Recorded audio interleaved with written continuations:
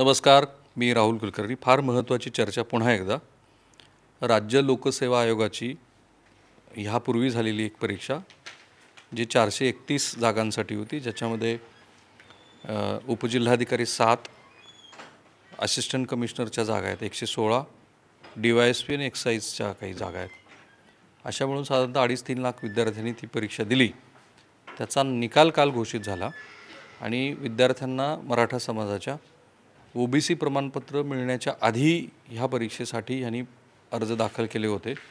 आणि मी जर आता तुम्हाला असं म्हणालो की सध्या महाराष्ट्रामध्ये EWS, SC, BC आणि OBC ह्या तिन्ही प्रवर्गातल्या वेगवेगळ्या आरक्षणासंदर्भामध्ये जी चर्चा सुरू आहे, तर त्यातनं ह्या परीक्षेचा जो काही निकाल आला कट ऑफ, तर ती कशी आली आहे बघा. तर आपल्याला चर्चेला पण वाव राहील. खुल्या प्रवर्गाचा कट ऑफ आलेला आहे 507.50, बरोबर आहे ना? हां. आणि SC जनरलचा आलेला आहे 445.75, मुलींचा वेगळा आहे त्याच्यामध्ये. ST general 415.75. NTचा सर एक काम करा, तुम्ही जरा जास्त तुम्ही जास्त चांगल्या पद्धतीने एक्सप्लेन करून सांगू शकाल आणि मग चर्चेला आपण सुरुवात करू. काल MPSC राज्यसेवेच्या मुख्य परीक्षेचा जो कट ऑफ लागला त्याच्यामध्ये सगळ्यात जास्त कट ऑफ जो नेहमीच असतो तो जनरलचा लागला, तो 507 इतक्या मार्कांचा होता. त्याच्यानंतरचे जे कट ऑफ आहेत ते थोडेसे बदललेले आहेत या परीक्षेमध्ये आरक्षणाच्या सगळ्या गडबडीत. SCचा जो कट ऑफ आहे तो 445 मार्कांना आहे आणि SCचा जितका कट ऑफ लागला आहे 445 मार्कांचा, अगदी तितक्याच मार्काला EWSचा कट ऑफ लागला आहे, तो म्हणजे 445 मार्काला. म्हणजे SC आणि EWS या दोन्ही कॅटेगरींचे कट ऑफ जे आहेत ते सारखे आहेत. त्याच्यानंतर OBC हा जो प्रवर्ग आहे सध्या जो खूप चर्चेत आहे, त्याचा कट ऑफ लागला आहे 485 मार्कांसाठी. त्याच्यानंतरचा दुसरा जो प्रवर्ग आहे जो चर्चेत आहे तो SC-BC, त्याचा कट ऑफ आहे 490. म्हणजे ओपन 507, EWS 445, SC 445, SC-BC 490 आणि OBC 485. म्हणजे एकूणच याच्यातून असं दिसतं की EWSचा जो कट ऑफ आहे तो दरवर्षी साधारणपणे ओपनचा जितका कट ऑफ आहे त्याच्या कट ऑफच्या आसपास लागत असतो. म्हणजे सगळ्यात जास्त कट ऑफ ओपनचा लागतो, त्याच्यानंतर EWS, OBC, NTC, NTD, त्याच्यानंतर SC आणि सगळ्यात ST. साधारण अशा पद्धतीने हे कॅटेगरायझेशन आहे कट ऑफच्या बाबतीमध्ये. यावेळेस पूर्णतः बदललं. यावेळेस सगळ्यात जास्त कट ऑफ जनरल आहे, त्याच्यानंतर EWS लागायला हवा होता जो की SCच्या बरोबरीने लागतो आहे. 2 नंबरचा कट ऑफ 493 जो की NTC या प्रवर्गाचा आहे. 3 नंबरचा कट ऑफ 490 जो की SC-BCचा आहे आणि त्याच्यानंतर OBCचा कट ऑफ आहे. म्हणजे OBC आणि SC-BC इक्वॅलंट, जवळजवळ हे दोन्ही कट ऑफ आज इक्वॅलंट लागलेत. आणि EWSचा कट ऑफ अपेक्षेपेक्षा खूपच कमी लागला जो की SC इतका आहे. ओके, आपण आता थेट जातीवरती बोलू की आत्ता EWSमध्ये जे आरक्षणाचे लाभार्थी आहेत त्यातला मराठा समाज बाहेर पडला. मग उर्वरित जाती राहिल्या जैन, मारवाडी, लिंगायत आणि ब्राह्मण आणि मुस्लिम. आणि मुस्लिम हे तुम्ही मगाशी जे रेकॉर्डिंग करण्याच्या आधी सांगितलं ते पोलीस भरतीच्या मर्यादेपर्यंतच असतात, फार पुढं अशा स्पर्धात्मक ह्याला येत नाही. जैन, मारवाडी पारंपरिकपणे ते काही फार नोकरीसाठी आग्रही नसतात, CA वगैरे करून ते व्यवसायाकडे जातात. उरले ब्राह्मण आणि लिंगायत. आता त्यांचा म्हणजे ब्राह्मण आणि लिंगायतांचा जो कट ऑफ आहे तो SC आणि STतल्या कोणत्या जातीच्या बरोबर आला आहे? ब्राह्मण आणि लिंगायतचा कट ऑफ आपण SC आणि STच्या म्हणजे पर्टिक्युलर जातींच्या बाबतीत पाहिलं तर SC समाजामध्ये ज्या महत्त्वाच्या आज ज्या जाती आहेत तर आपल्याला माहिती आहे महार आहे, मातंग त्याच्यामध्ये आहेत.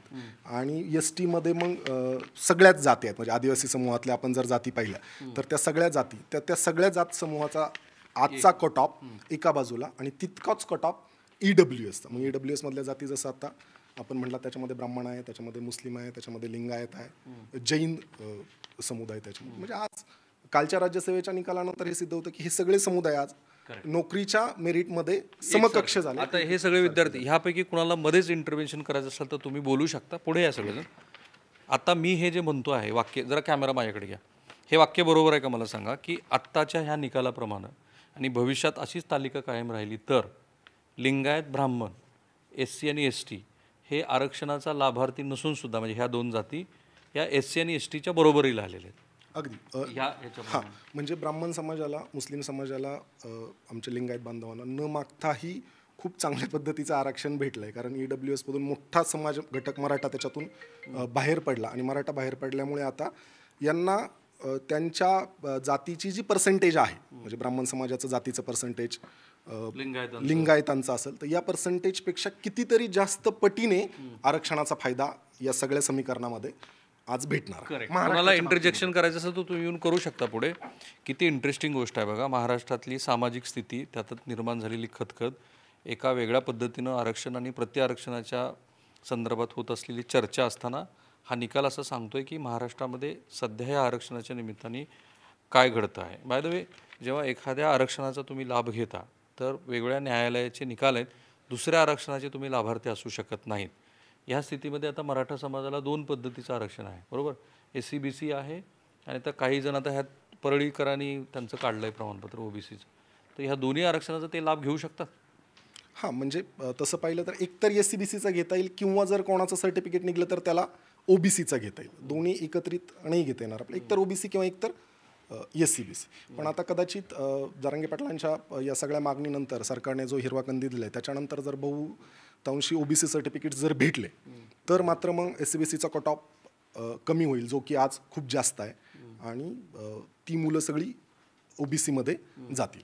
पण मगाशी कोणीतरी असं सांगितलं, तो कोण आहे मुलगा, 10% तुम्ही असं म्हणालात ना की OBCमध्ये जशी जशी पश्चिम महाराष्ट्रातनं प्रमाणपत्र आली तर OBCचा सुद्धा 10%नी जो गुणतालिका ती वाढली. हे बरोबर आहे का? तो कॅस्केडिंग इफेक्ट झाला आहे. म्हणजे हा समाज याच्यावर आघात टाकून तो कट ऑफ वाढलेला आहे. आणि जो मागच्या वेळेस 10चा गॅप होता तो आता 5चा झाला आहे. आता पुढचा जसा मराठवाडा जर तो पॅरलल दोन्ही होतील, म्हणजे SC-BC आणि OBC हा एकच राहील. पण तसाच EWS अजून घटत जाईल, तो पॅरलल टू ST येत जाईल. आणि असं कंटिन्यू प्रत्येक रिझल्टमध्ये दिसतं. आणि पोलीस भरतीमध्ये तर याच्यापेक्षा डेंजर प्रमाण आहे. तिथे ओपनचा 131 कट ऑफ लागतो, तर EWSचा 109, 105 वेटिंग लिस्टला कट ऑफ लागतो.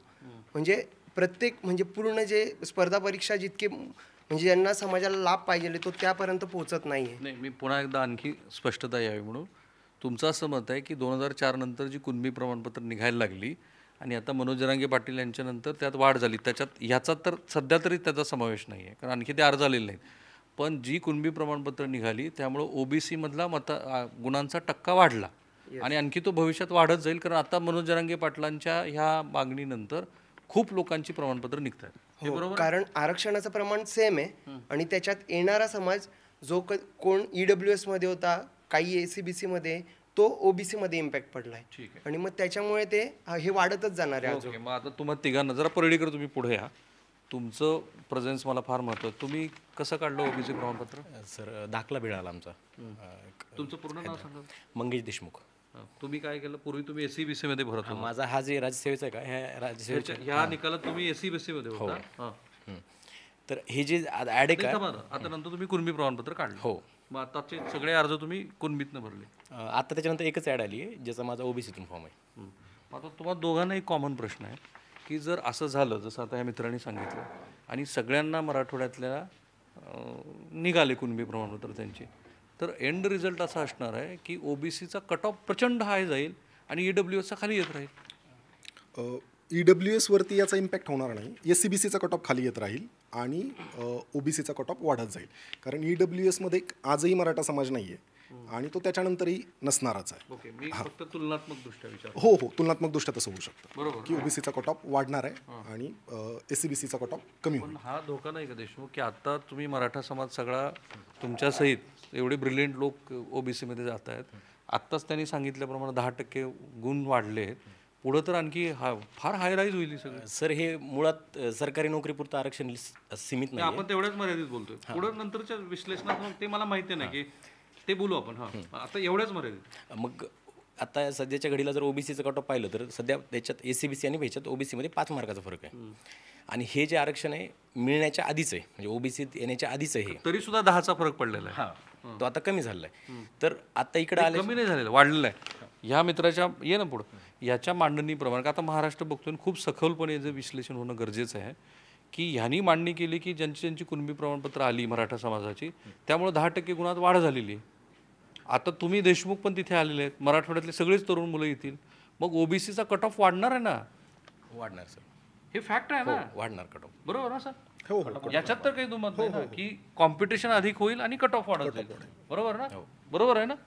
याच्यात काही फरक नाही. म्हणून आता मी सरांना एक विनंती करतो की जेव्हा आधीचा जो मराठा समाज याच्यामध्ये नव्हता त्यावेळेचं चित्र तुम्ही काढलंय आमच्या प्रेक्षकांसाठी, ते एकदा सांगा. हे जे आहे ते म्हणजे आत्ताची तुलना करू आपण आणि मागची पण करू. 2022ची हीच परीक्षा म्हणजे राज्यसेवेची जी मुख्य परीक्षा होती 2022ची, ज्यावेळेस मराठा समाजाला SCBCचं आरक्षण नव्हतं आणि सगळा मराठा समाज हा EWS मध्ये येत होता, EWS आरक्षण, त्यावेळेसचे माझ्याकडे काही मेरिट आहेत, आपण त्याची एकदा तुलना करूयात. 2022ला ओपनचं मेरिट 488 जागा 488 मार्क्सला लागलं होतं 2022ला, जेव्हा मराठा समाज तिथे नव्हता, जेव्हा मराठा समाज हा EWS मध्ये होता, EWS मध्ये होता, SCBCचं आरक्षण त्यावेळेस नव्हतं.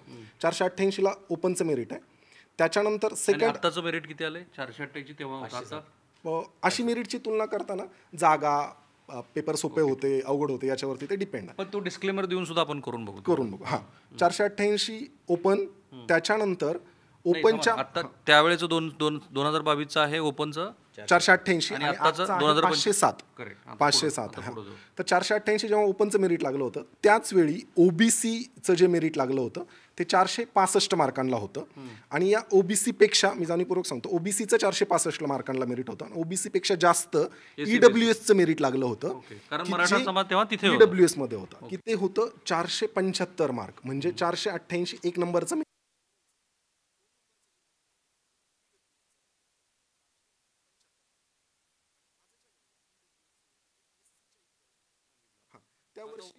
तेव्हा 2022 आणि 25 पुन्हा एकदा रिपीट करू. OBCचं 485 मार्कांना आजचं मेरिट आहे आणि त्यावेळेस लागलं होतं 465 मार्कांना. ओके. आणि 465 ते 485 20 गुणाचा फरक पडला जवळपास. नाही, हे हा जो फरक आहे हा म्हणजे आरक्षणाच्या गणितांमुळे नसतो. तर कोणत्या समाजाला किती जागा आलेत, कधी कधी बऱ्याच वेळा असं होतं की NTC ला जागाच नसते किंवा NTT ला एकच जागा असते, तर ते मेरिट मग कधी कधी ओपनच्या मेरिटच्या जवळपास जाण्याची शक्यता असते. त्याच्यामुळे तशी चर्चा होणार नाही. फक्त मला सांगायचं आहे की जेव्हा SCBCचं आरक्षण नव्हतं तेव्हा EWSचं आरक्षण मेरिट 2 नंबरला लागत होतं, जे की आजच्या घडीला SCशी इक्वॅलंट लागतंय. तर हा त्याच्यातला सगळ्यात मोठा फॅक्ट आहे. आणि त्यावेळेस मराठा समाज हा EWS मध्ये येत होता, म्हणजे त्यावेळेसची अगदी पास झालेल्या नावं जरी पाहिली आपण फायनल रिझल्टमध्ये, तर EWS मध्ये बहुतांशी जी मुलं पास होती तर ती मराठा समाज, ब्राह्मण समाज या लिंगायत समाज या समाजांचीच होती. पण आज तसं होणार नाही. आज ती सगळी मुलं मराठा बाजूला जातील आणि या रिझल्टमध्ये इतर समाजाची जी मुलं आहेत तुमचा टेकावेज काय? म्हणजे आत्ताच्या ह्या स्थितीत हे जर असंच होत राहणार असेल, ह्याचा टेकावेज काय? मला हे माहिती आहे की शैक्षणिक पातळीत आपण पुन्हा बोलूच ते, याचा टेकावेज काय? म्हणजे सर आता SCBCचं आरक्षण आहे ना, हे 100% राहील का हे कोणी गॅरंटी देऊ शकत नाही कोर्टामध्ये. समजा आज आहे, उद्या जाऊ शकतं. आता ही एक्झाम नाही, पण बाकीच्या ज्या एक्झाम आहेत त्या अर्ध्यात गेल्यात आणि आयोगानं सांगितलं की ज्यावेळेस SCBC आरक्षण कॅन्सल होईल मराठ्यांचं, त्यावेळेस त्यांना ओपनमध्ये ग्राह्य धरलं जाईल. त्यामुळं मुलांचं तिथं नुकसानच होणार आहे त्यावेळेस. सो SCBCचं आरक्षण जर रद्द झालं तर आत्ता सध्याच्या घडीला SCBCमध्ये असल्यामुळं EWSचा फायदा घेऊ शकत नाही मराठा समाज, आणि मग तो डायरेक्टली ओपनमध्ये जातोय. आणि त्यातले काय होतं, हे EWS 10% आणि SCBC 10% असं मिळून ते टोटल 72% गेलं आरक्षण. आपण असं पण एक आर्ग्युमेंट करू शकतो की समजा ते कोर्टाने रद्द केलं, पण आत्ता जे प्रमाणपत्र निघत आहेत त्याच्या आधारावरती ज्यावेळेला तुम्ही OBCच्या प्रमाणपत्राच्या आधारावरती OBC प्रवर्गातनं अर्ज भराल तर ते गुणाचं प्रमाण तर वाढत जाणारच आहे. हेच आहे ना, हे तर बरोबर आहे ना. पण मराठा समाजाला इतर 375 जातीबरोबर भले ती संख्येनं, तसे तर आता संख्या जास्तच आहे असं म्हणतात OBC वाले, त्यांच्यावर कॉम्पीट करायलाच लागेल ना. कॉम्पिट तर करावंच लागणार सर, त्याच्यात नाही. काय म्हणतंय सर तुमचं? हो बरोबर, कॉम्पीट करावंच लागणार. OBCचं मेरिट वाढेल हा फॅक्ट आहे. म्हणजे हे तर काही कोणाच्याही लक्षात येतं की जेव्हा एक मोठा समाज घटक OBC मध्ये जाणार आहे तेव्हा OBCचं मेरिट वाढणारच आहे, त्याच्याबद्दल शंकाच नाही. पण जी ॲक्च्युअल मुलं तयारी करतात मराठा समाजाची, जी स्पर्धा परीक्षांची तयारी करतायत किंवा एखाद्या कॉलेजमध्ये ॲडमिशनसाठी जी मुलं प्रयत्न करतायत, तर त्यांच्यासाठी 2 घटक खूप महत्त्वाचे असतात. मेरिटमध्ये मला कमी मार्कांमध्ये नोकरी भेटते का, कारण इतर समाजाच्या मुलाला कमी मार्कांमध्ये माझ्यापेक्षा चांगली नोकरी भेटते, हे सगळे घटक. त्याच्यानंतर मला फी किती भरावी लागते, हे 2 घटक खूप मॅटर करतात. फी आणि तुमचे मार्क.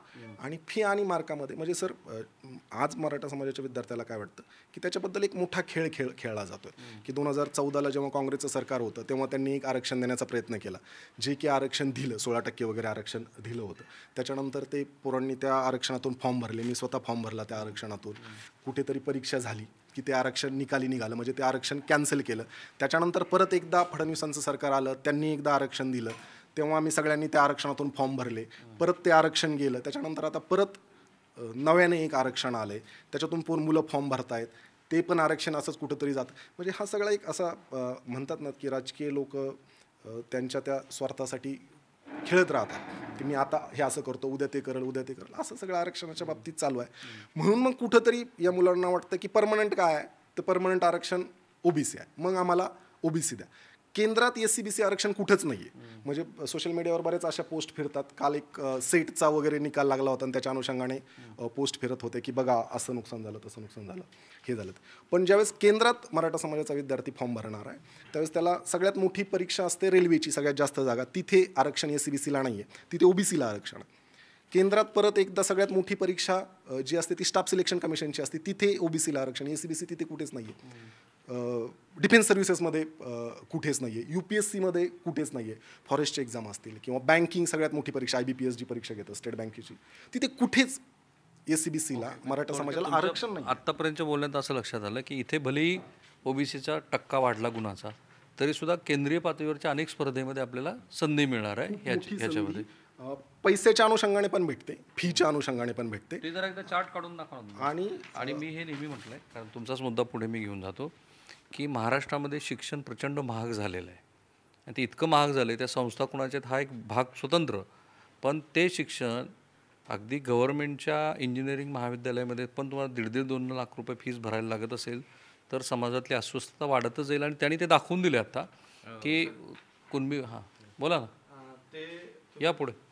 हां ते जे तुम्ही मगाशी म्हटलात की ओबीसीचा कट ऑफ वाढतच जाणार, दाखवून दिलं. हां येस एक्झॅक्टली, ती फॅक्टच आहे. आणि यानंतर काय होईल, जर समजा SC-BCचं जर आरक्षण, आता ते मंगेशनं सांगितल्याप्रमाणे की टिकेल का नाही माहीत नाही, तर त्या संदर्भात जर ते समजा टिकलं नाही तर आयोगानं सांगितलं की EWSमध्ये त्यांना कन्सिडर केलं जाणार, स्टुडंटला त्यांना डायरेक्ट ओपनमध्ये कम्पीट करावं लागेल. पण असं तर आजपर्यंत शासनानं सांगितलं नाही की मराठा समाज त्यांना, म्हणजे जर तुम्ही एखाद्या समाजाला एखाद्या प्रवर्गामध्ये डिक्लेअर केलं तरच त्याला दुसऱ्या प्रवर्गाचं आरक्षण भेटत नाही, ही फॅक्ट आहे. मग जर SC-BC कॅन्सल केला तर टेक्निकली बघायला गेलं तर मराठा समाजाला EWSमध्ये दिलं पाहिजे, पण आयोग सांगते की तुम्हाला ओपनमध्ये असा नियम आहे ना की आरक्षणाचा लाभ झाला की इतर याच्यात जाता येत नाही ना तुम्हाला. ज्यावेळेस ॲड येते त्यावेळेस तुम्ही ज्या ह्याच्यात असताल गटामध्ये तिथं तुम्हाला भेटतं, आणि जर तो गट कॅन्सल झाला तर तुम्ही ओपनमध्ये जाता, ते नंतर स्विच करता येत नाही. पण ते मुद्दा काय तुमचा? हां, तर मग मुद्दा आहे की असं झाल्यानंतर कट ऑफ तर वरचीवर वाढतच जाणार आहे पूर्णपणे. मग आता मराठा समाजाला सरांनी सांगितल्याप्रमाणे की केंद्रामध्ये बाकीकडं ज्यावेळेस OBC-मध्ये जाल त्यावेळेस तिथं फायदा होईल. माझा मग मुद्दा तो होता की जर SC-BCचं आरक्षण कॅन्सल झालं आणि महाराष्ट्रामध्ये जर OBC-मध्ये जर प्रवर्ग ज्यांना नाही भेटला तर ते ऑब्व्हियसली EWSमध्ये पुन्हा तिकडं जातील असं. पण सरसकट जर तो प्रॉब्लेम GR आला तसं EWSमध्ये जाता येतं का मग? आता इथून पुढचं ॲडमध्ये जर SC-BC कॅन्सल झालं तर आता मराठा म्हणून तर आरक्षण भेटत नाहीये, तो कुणबी म्हणून जे जातील ते OBC-मध्ये जातील, आणि मग जे उरलेले मराठा आहेत ते SC-BC कॅन्सल झाल्याच्या नंतर त्यांना EWSमध्ये भेटेल. कारण की आपल्या महाराष्ट्र सरकारनं EWSचे जे क्रायटेरिया आहेत ते सोपे केले त्या मानानं की 8 लाखाचा दाखला घ्या, कमीचा उत्पन्नाचा, आणि तुम्ही EWSचं सर्टिफिकेट घेऊन. ओके, आता फॉर द टाइम बिंग तुमचं असं मत आहे की आता हे आरक्षण आहे तोपर्यंत ठीक आहे, पण जर ते रद्द झालं आणि ज्यांची कुणबी प्रमाणपत्र निघालेली नाही आहे तर त्यांना इकडे EWSमध्ये पण जाणे. पण तुम्ही जे फीस स्ट्रक्चर दाखवलं ते जरा मला जास्त दाखवू, आपण ते वाचूनच दाखवू. कुठल्या कॉलेजचं आहे हे आहे झूम करता येईल ना? Set GS medical college Parel Mumbai. की आता तुम्ही जे आता हे जागाचं बोललो त्यासोबत हा बी एक त्याचा हे भाग आहे की मेडिकल कॉलेजला MBBSची फीचं हे स्ट्रक्चर आहे, एका वर्षाची फी आहे. ओपनला फी आहे 1,71,000 एका वर्षाची, SC-ला 12,500 समथिंग, EWS आणि SC-BCची फी आहे 95,130 रुपये. पण OBCची जर फी पाहिली तुम्ही तर ती आहे 17,580. म्हणजे 95,000 कुठं, 17,000 कुठं, आणि 1,71,000 कुठं. तो शिक्षणामध्ये ह्या कुणबी प्रमाणपत्राचा निश्चित वापर होईल. म्हणजे हे फक्त जे आज जे सरकारी नोकरी आहेत ना, हा त्याचा एक पार्ट आहे छोटा. त्यासोबत शिक्षण झालं, हे अदर बी गोष्टी आहेत की ज्याच्यासाठी हे सगळं चालू आहे. ठीक, थांबूया आपण इथे. राजकीय आरक्षण एक स्वतंत्र विषय आहे, त्याच्यावरती खूप OBC समाजामध्ये खदखद आहे. तो स्वतंत्र विषय आपण चर्चेला कालच घेतला आहे फुलेवाड्यातनं, त्याच्यावरती खूप सविस्तर चर्चा केली आहे. मला आत्ता कालच्या ह्या निकालाचं विश्लेषण जे करायचं होतं ते महाराष्ट्रासमोर मांडायचं होतं ते मी मांडलं आहे. त्याच्याशिवाय तुमची काही मतं असू शकतात. बरीच तरुण मुलं बोललीच नाहीत अजून, सगळे लाजाळू दिसत आहेत, लाजाळूची झाडायचं. ॲक्च्युली हा जो मुद्दा आहे की कट ऑफ का वाढला, तर ॲक्च्युली जर आपण पाहिलं तर ही जी ॲड होती हा ऑब्जेक्टिव्हचा लास्ट पॅटर्न आहे. ऑब्जेक्टिव्हचा लास्ट पॅटर्न म्हणजे बऱ्यापैकी मुलं 10-10 वर्ष झाले अभ्यास करतात. दुसरी गोष्ट याच्यामध्ये सगळ्यात महत्त्वाचा पॉईंट असा की आत्तापर्यंत 100पैकी अराउंड 70 to 70% हे रिझर्व कॅटेगरी झालेली आहे. राहिले फक्त 30 ते 28% फक्त ओपन रिझर्व्ह कॅटेगरी झाली आधीचं 52% आरक्षण प्लस एसीबीसी प्लस ईडब्ल्यूएस मग ते 72% ते जवळजवळ 72%वर गेलं. मग ओपनसाठी जागा किती राहिल्या फक्त 28% जागा. आणि जर ह्या ॲडचं आपण व्यवस्थित ॲनालिसिस जर केलं तर असं दिसून येतं की ओपनसाठी ह्या वर्षीच्या जागा ज्या आहेत त्यांचं कंपॅरिझन जे आहे ते मागच्या वेळेसपेक्षा जरा कमी आहे. म्हणजे अराउंड 80 to 85 जागा ज्या आहेत तो ओपन कॅटेगरीसाठी रिझर्वड आहेत. आणि दुसरी गोष्ट 230 ज्या काही जागा आहेत त्याच्यामध्ये जो प्रोपोर्शन आहे तो कमी आहे ओपन जागांचा. आणि दुसरी गोष्ट लास्ट ॲड आहे याच्यामुळं हा सगळा जो इफेक्ट आहे याच्यामुळं ओपनचा कट ऑफ वाढलेला दिसतो. आणि दुसरी गोष्ट आता मुद्दा राहतो ईडब्ल्यूएस आणि आपला ओबीसी हा सगळ्या कट ऑफचा. सर आता ह्या गोष्टीचा इफेक्ट काय होतोय ना की ओपन पूर्वी मराठा समाज जो होता तो ओपन किंवा ईडब्ल्यूएस मध्ये जात होता, आता एसीबीसी मध्ये आला. आणि आता एसीबीसी मध्ये म्हणजे जो ओपनमध्ये मराठा होता ईडब्ल्यूएस मध्ये गेला. ऑटोमॅटिकली काय झालं की तुमचा जो सॅम्पल स्पेस ईडब्ल्यूएस मध्ये राहिला नाही ना मराठा समाज, सॅम्पल स्पेस कमी झाला. पण याचं इन फ्युचरमध्ये इम्प्लिकेशन काय होऊ शकतं की ओबीसी मध्ये कॉम्पिटिशन वाढेल. ओपन मधली कॉम्पिटिशन आहे तशी राहील, एसी मध्ये कॉम्पिटिशन आहे.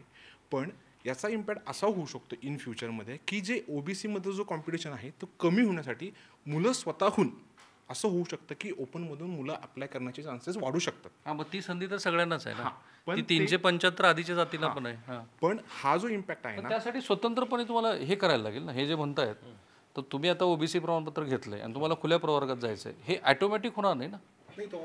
होतो ना, हा म्हणजे आपल्यावर डिपेंड असतं. जेव्हा तुम्ही अप्लाय करता तुम्हाला ते ओपन मधून अप्लाय करायचं का कॅटेगरी मधून अप्लाय करायचा हा तुमचा कन्सर्न असतो. सो तो एक आहे. आणि दुसरी गोष्ट एसीबीसी जे आहे ते अजून ज्युरिडिक्शन मध्ये ते अजून माहीत नाहीये त्याचं काय होणार आहे फ्युचरमध्ये. जर एसीबीसी मधला गेला तो एसीबीसी मधला जो सॅम्पल स्पेस आहे तो हाय चान्सेस आहे की तो ईडब्ल्यूएस मध्ये जाईल जो आधी होता. सो त्याच्यामुळे हा जो कट ऑफ दिसतोय म्हणजे तुमचं असं मत आहे की जोपर्यंत न्यायालयाचा निवाडा येत नाही तोपर्यंत एसीबीसी चालू राहील.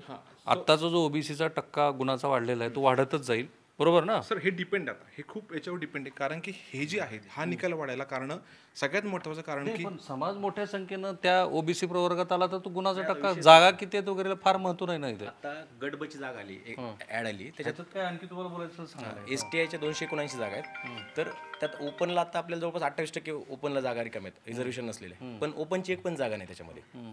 मग याच्यात काय होणार, ओपनची जागा नसल्यामुळे डायरेक्टली सगळ्या कास्टचं कट ऑफ लागणार आहे.